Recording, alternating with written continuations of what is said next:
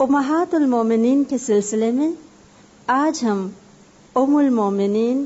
حضرت حفصہ رضی اللہ تعالی عنہا کے بارے میں تھوڑا سا جانیں گے۔ حضرت حفصہ رضی اللہ تعالی عنہا خلیفہ دوم حضرت عمر فاروق رضی اللہ تعالی عنہ کی بیٹی تھیں۔ ان کی والدہ حضرت زینب بنت مازون تھیں۔ جیسے کہ ہم جانتے ہیں حضرت عمر رضی اللہ تعالی عنہ خاندان بنو عدی سے تعلق رکھتے تھے۔ حضرت حفصہ رضی اللہ تعالی عنہا نبوت سے 5 سال قبل پیدا ہوئیں۔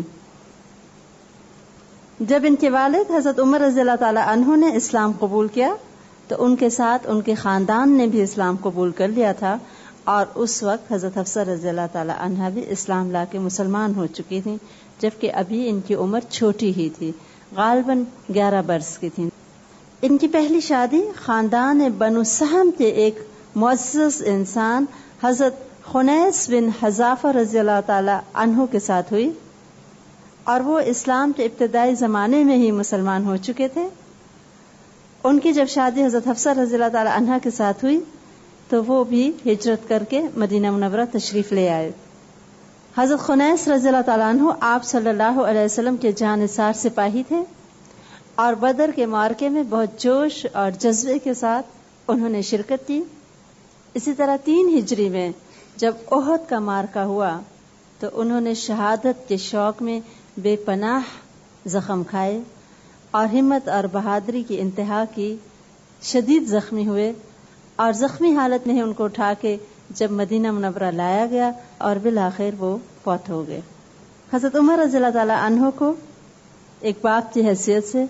اپنے اس جوان بیٹی کی فکر ہوئی، جو کہ بمشکل 18 برس کی عمر میں بیوہ بھی ہو چکی تھیں۔ حضرت عمر رضی اللہ تعالی عنہ نے حضرت ابو بکر صدیق رضی اللہ تعالی عنہ سے جا کے اس خواہش کا اظہار کیا کہ وہ حضرت حفصہ رضی اللہ تعالی عنہ سے شادی کر لیں، لیکن حضرت ابو بکر رضی اللہ تعالی عنہ خاموش ہو گئے۔ اس کے بعد وہ حضرت عثمان رضی اللہ تعالی عنہ کے پاس گئے، کیونکہ اس اثناء میں آپ جانتے ہیں کہ بدر کے وقت میں ان کی پہلی بیوی حضرت رقیہ رضی اللہ تعالی عنہ کا انتقال ہو چکا تھا،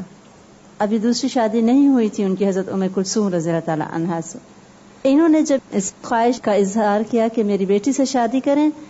تو حضرت عثمان رضی اللہ تعالی عنہ بھی خاموش ہو گئے۔ حضرت عمر رضی اللہ تعالیٰ عنہ کو بہت تکلیف پہنچی اپنے دونوں ساتھیوں کے رویے سے، اور شکایت لے کے حضور صلی اللہ علیہ وسلم کے پاس گئے۔ روایت میں آتا ہے کہ آپ صلی اللہ علیہ وسلم نے فرمایا کہ عثمان کو حفصہ سے بہتر بیوی اور حفصہ کو عثمان سے بہتر شوہر ملے گا، اور اس کے بعد آپ صلی اللہ علیہ وسلم نے اپنے نکاح کا پیغام دیا حضرت حفصہ رضی اللہ تعالی عنہا کے لیے، اور اس طرح حضرت حفصہ رضی اللہ تعالی عنہا آپ صلی اللہ علیہ وسلم کے نکاح میں آ گئیں۔ ان کو اللہ تعالیٰ نے حضرت عثمان رضی اللہ تعالی عنہ سے بہتر شوہر عطا کیا، اور حضرت عثمان رضی اللہ تعالی عنہ کا نکاح آپ صلی اللہ علیہ وسلم کی بیٹی حضرت ام کلثوم رضی اللہ تعالی عنہا سے ہوا، اور اس طرح ان کو یہ شرف ملا اور یہ ام المومنین کہلائیں۔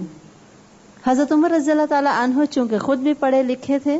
لہٰذا انہوں نے اپنے بچوں کو بھی تعلیم دی، اور حضرت حفصہ رضی اللہ تعالی عنہا کے بارے میں آتا ہے کہ وہ اس شادی سے قبل ہی پڑھنا لکھنا جانتی تھیں۔ شادی کے بعد بھی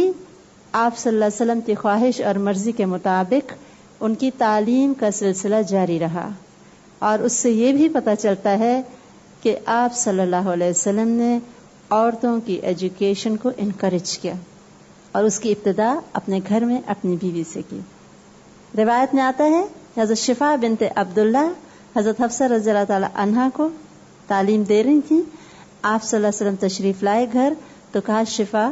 کیوں نہ تم حفصہ کو چونٹی کے کانٹے کا منتر بھی سکھا دو۔ حضرت شفا کے بارے میں آتا ہے کہ اگر چونٹی کاٹ جاتی تھی تو ان کو وہ دم یا منتر آتا تھا جس سے وہ تکلیف دور ہو جاتی تھی۔ تو آپ صلی اللہ علیہ وسلم نے یہ بھی چاہا کہ ان کی بیوی کو ایڈڈ نالج ہو، کہا وہ بھی سکھا دو۔ تو ہر ایسا دم یا منتر جس میں شرک نہ ہو، اس کی بھی اجازت ہمیں اس حدیث سے مل جاتی ہے۔ آپ صلی اللہ علیہ وسلم سے حضرت حفصہ رضی اللہ تعالی عنہا تعلیم براہ راست بھی حاصل کرتے ہیں۔ ان کی طبیعت میں علم کے لیے شوق تھا، اور حضرت عمر رضی اللہ تعالیٰ عنہ کی بیٹی تھی، لہذا بہت جسارت بھی تھی ان کے اندر، کوئی چیز پوچھتے ہوئے شرماتی نہیں تھی. ان کے بارے میں آتا ہے کہ ایک مرتبہ انہوں نے آپ صلی اللہ علیہ وسلم سے جب بات کر رہی تھیں تو آپ نے فرمایا میں امید کرتا ہوں کہ اصحاب حدیبیہ جہنم میں نہیں داخل ہوں گے. اس پہ کہتی ہیں کہ لیکن یا رسول اللہ صلی اللہ علیہ وسلم، اللہ تعالیٰ تو سورہ مریم میں فرماتے ہیں وَإِن مِّنكُمْ إِلَّا وَارِدُهَا كَانَ عَلَى رَبِّكَ حَتْمًا مَّقْضِيًّا، کہ اور تم میں سے ہر شخص جہنم میں سے گزرنے والا ہے اور یہ تیرے رب کے اوپر لازم ہے جو پورا ہو کر رہنے والا ہے. تب آپ صلی اللہ علیہ وسلم نے فرمایا ہاں مگر اس کے بعد یہ بھی تو ہے ثم ننجی الذین اتقوا ونذر الظالمین فیہا جثیا، پھر ہم ان لوگوں کو بچا لیں گے جو ڈرتے تھے اور ظالموں کو اس میں گرا ہوا چھوڑ دیں گے. اسی طرح واقعہ تحریم میں ہم نے دیکھا کہ حضرت عائشہ اور حضرت حفصہ رضی اللہ تعالی عنہما نے یہ سوچا تھا کہ آپ صلی اللہ علیہ وسلم نے چونکہ حضرت زینب رضی اللہ تعالی عنہا کے گھر زیادہ دیر لگائی تھی، عصر کے بعد شہد شوق سے پیتے تھے، تو انہوں نے جب آپ کو کہا کہ آپ کے منہ سے مغافیر کی اسمیل آ رہی ہے تو آپ نے عہد کر لیا کہ آئندہ شہد نہیں پیئیں گے یا کھائیں گے. اس پہ سورہ تحریم کی یہ آیت نازل ہوئی تھی یا ایھا النبی لما تحرم ما احل اللہ لک تبتغی مرضات ازواجک، اے نبی صلی اللہ علیہ وسلم آپ کیوں اس چیز کو حرام کرتے ہیں جو اللہ نے حلال کر دی، آپ اپنی بیویوں کی مرضی چاہتے ہیں. تب آپ صلی اللہ علیہ وسلم نے اپنے اس عہد کو چھوڑ دیا. اسی طرح ایک مرتبہ روایات میں آتا ہے حضور صلی اللہ علیہ وسلم نے حضرت حفصہ رضی اللہ تعالی عنہا سے کوئی راز کی بات کہی اور ان کو تاکید کر دی کہ اس کو کسی سے نہ کہنا، لیکن انہوں نے حضرت عائشہ رضی اللہ تعالی عنہا کو وہ بات جو تھی بتا دی. اس پہ سورہ التحریم کی یہ آیت نازل ہوئی وَإِذْ أَثَرَّ النَّبِيُّ إِلَى بَعْضِ أَزْوَاجِهِ حَدِيثًا فَلَمَّا نَبَأَتْ بِهِ وَأَظْهَرَهُ اللَّهُ عَلَيْهِ عَرَّفَ بَعْضَهُ وَعَارَضَ عَنْ بَعْضٍ فَلَمَّا نَبَّأَهَا بِهِ قَالَتْ مَنْ أَنْبَأَكَ هَذَا قَالَ نَبَّأَنِيَ الْعَلِيمُ الْخَبِيرُ، کہ جب نبی صلی اللہ علیہ وسلم نے اپنی بیویوں سے راز کی بات کہی اور انہوں نے اس کو ظاہر کر دیا، اللہ نے اپنے نبی کو اس کی خبر کر دی اور نبی صلی اللہ علیہ وسلم نے اس کا کچھ حصہ ان سے کہا تو انہوں نے کہا آپ کو کس نے خبر دے دی؟ پیغمبر نے فرمایا مجھ کو اللہ علیم اور خبیر نے خبر دی. وہ حیران ہو گئی کہ میں نے تو یہ راز کی بات چپکے سے صرف حضرت عائشہ کو بتائی تھی، آپ صلی اللہ علیہ وسلم کو کیسے پتہ چل گئی؟ اور تب آپ صلی اللہ علیہ وسلم نے بتایا کہ مجھے اللہ علیم اور خبیر نے خبر دی ہے. اخلاق اور کردار میں انتہائی متقی اور عبادت گزار تھیں، دین کے امور کی سختی سے کاربند تھیں. اور حضرت عائشہ رضی اللہ تعالی عنہا ان کے بارے میں فرماتی تھیں کہ حفصہ رضی اللہ تعالی عنہا اپنے باپ عمر رضی اللہ تعالی عنہ کی ہی بیٹی ہیں. جیسے مضبوط ارادے کے مالک وہ خود ہیں ویسی ہی ان کی صاحبزادی حفصہ بھی ہیں. اور وہ اس قدر روزے رکھا کرتی تھیں کہ کہا جاتا ہے جس دن انتقال ہوا اس دن بھی روزے کی حالت میں تھیں. جیسے کہ بتایا ان کو علم کا بہت شوق تھا، آپ صلی اللہ علیہ وسلم سے بھی تعلیم حاصل کرتی، اور پھر یہ کہ انہوں نے بھی خواتین کو آگے تعلیم و تربیت دینے کا سلسلہ جاری رکھا. آپ صلی اللہ علیہ وسلم سے بہت محبت کرتی تھیں. ایک مرتبہ روایات میں آتا ہے کہ سواری پہ تھیں، اپنے اونٹ پہ سوار تھیں، اور حضرت عائشہ رضی اللہ تعالیٰ اپنے اونٹ پہ کسی سفر میں تھیں دونوں، کہ حضرت حفصہ رضی اللہ تعالیٰ عنہا نے حضرت عائشہ رضی اللہ تعالیٰ عنہا سے فرمایا کہ چلو ہم آج آپس میں اونٹ بدل لیتے ہیں. حضرت عائشہ رضی اللہ تعالیٰ عنہا نے اونٹ بدل لیا، اور رات کو آپ صلی اللہ علیہ وسلم آئے تو جس اونٹ پہ حضرت حفصہ رضی اللہ تعالیٰ عنہا سوار تھیں جو کہ اصل میں حضرت عائشہ کا تھا، آپ نے جب اس اونٹ پہ رات کی اپنا باقی وقت گزارا سفر میں تو حضرت عائشہ رضی اللہ تعالیٰ عنہ کو اتنا غم ہوا کہ روایات میں آتا ہے کہ اپنے پاؤں نیچے رکھ دیے گھاس وغیرہ پہ اور کہنے کہ کاش کوئی بچھو یا کوئی ایسی چیز آ کے مجھے ڈس لے کہ میں نے کیوں اپنا اونٹ ان کو دیا جس پہ آپ صلی اللہ علیہ وسلم آ کے سوار ہوئے. حضرت حفصہ رضی اللہ تعالیٰ عنہ کے بارے میں ایک مرتبہ بخاری کی روایت ہے، حضرت عمر رضی اللہ تعالیٰ عنہ نے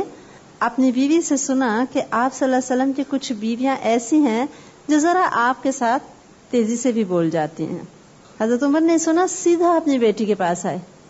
کہنے لگے حفصہ کیا یہ درست بات ہے؟ تم میں سے کوئی ایسی بھی ہے جو آپ صلی اللہ علیہ وسلم کے ساتھ ذرا سا تیزی سے بول جاتی ہے؟ کہنے لگی ہاں یہ درست ہے, کیونکہ جھوٹ تو ان میں نہیں تھا نا. صحابہ کرام کہتے تھے ہمیں پتہ ہی نہیں تھا کہ جھوٹ کس کو کہتے ہیں. تو باپ اور ایسے باپ کو جن کا اتنا سخت انداز تھا, اور کہتی ہیں ہاں ہم ایسے کبھی کبھی بول جاتے ہیں. تو آگے سے باپ کی نصیحت دیکھیے بیٹی کو, فرماتے ہیں کہ آپ صلی اللہ علیہ وسلم کو تنگ مت کیا کرو, تمہیں جو کچھ چاہیے مجھ سے مانگ لیا کرو, ان کو مت پریشان کرو, اور دیکھو اپنی ہمسائی کی ریس مت کرو, وہ تم سے زیادہ خوبصورت اور حضور صلی اللہ علیہ وسلم کو زیادہ پیاری ہیں. کون؟ حضرت عائشہ رضی اللہ عنہا. اور اگر ایسے ہی ماں باپ ٹریننگ کرنے لگے اپنی بیٹیوں کی, تو یہ پرابلمز جو آج کل سوسائٹی میں بہت نظر آتے ہیں, میرا خیال ہے بہت کم ہو جائیں. بہت اوور بولڈ ایٹ ٹائمز آپ نے دیکھے ایسے خواتین, اوور ڈو کرتی اور اوور شیڈو کر جاتی ہیں ہسبینڈس کو, اوور کانفیڈنٹ. یہ کوئی خاص پسندیدہ نہیں ہے اسلامی نقطہ نظر سے. قرآن پاک کا جیسے میں نے بتایا لکھنا پڑھنا جانتی تھی, تو جب آخری وقت آیا حضرت عمر رضی اللہ تعالی عنہ کا, بہت زار و قطار روتی تھیں اپنے باپ کے سرہانے بیٹھ کے, پتا تھا آخری وقت قریب ہے. حضرت عمر رضی اللہ تعالی عنہ کے پاس سرکاری طور پر وہ مصحف موجود تھا جو حضرت ابو بکر رضی اللہ تعالی عنہ نے اپنے دور خلافت میں مدون کروایا تھا, کمپائل کروایا تھا. حضرت عمر رضی اللہ تعالی عنہ کے انتقال کے بعد یہ نسخہ یا یہ مصحف حضرت حفصہ رضی اللہ تعالی عنہا کی تحویل میں دے دیا گیا, اور انہی کے پاس رہا یہاں تک کہ جب حضرت عثمان رضی اللہ تعالی عنہ نے قرآن پاک کی تدوین اور اس کی کاپیاں بنوانے کا فیصلہ کیا, تو یہی مصحف حضرت حفصہ رضی اللہ تعالی عنہا کے پاس جو تھا اوریجنل یہ منگایا گیا, اور پھر اس کی آگے کاپیاں بنوا کے مختلف صوبوں میں بھیجی گئیں. اسی لیے آپ دیکھیں گے کہ بعض تاریخ کی کتابوں میں اس قرآن پاک کے نسخے کو مصحف حفصہ بھی کہا جاتا ہے رضی اللہ تعالی عنہا. اور بعد میں جب اس کی کاپیاں بنا دی گئی تھیں صحابہ کرام کی گواہی کے ساتھ, تو پھر وہ دوبارہ نسخہ حضرت حفصہ رضی اللہ تعالی عنہا کے پاس ہی بھیج دیا گیا تھا. ان کے بھائی تھے حضرت عبداللہ بن عمر رضی اللہ تعالی عنہ. جب جنگ صفین اور اس قسم کے المناک واقعات جنگ کے پیش آئے مسلمانوں کے درمیان, تو اس میں ہم کو ملتا ہے یہ کہ حضرت حفصہ رضی اللہ تعالی عنہ نے اپنے بھائی حضرت عبداللہ بن عمر رضی اللہ تعالی عنہ سے کہا کہ ایسے دور میں آپ الگ ہو جائیں, کسی ایک کا بھی ساتھ نہ دیں. اور انہوں نے اپنی بہن کی اس نصیحت پہ عمل کیا اور وہ علیحدہ رہے, انہوں نے کسی کے ساتھ شرکت نہیں کی تھی. ان کے انتقال کے وقت انہوں نے اپنے بھائی حضرت عبداللہ بن عمر رضی اللہ تعالی عنہ کو بلوایا اور وصیت کی کہ میرے بعد میری اس جائیداد کو صدقہ کر دینا. جو بھی جائیداد ان کے پاس تھی اس کو صدقہ کرنے کا کہہ دیا. ان کی کوئی اولاد نہیں تھی آپ صلی اللہ علیہ وسلم سے, اور جب فوت ہو گئیں تو ان کو جنت البقیع میں دفن کر دیا.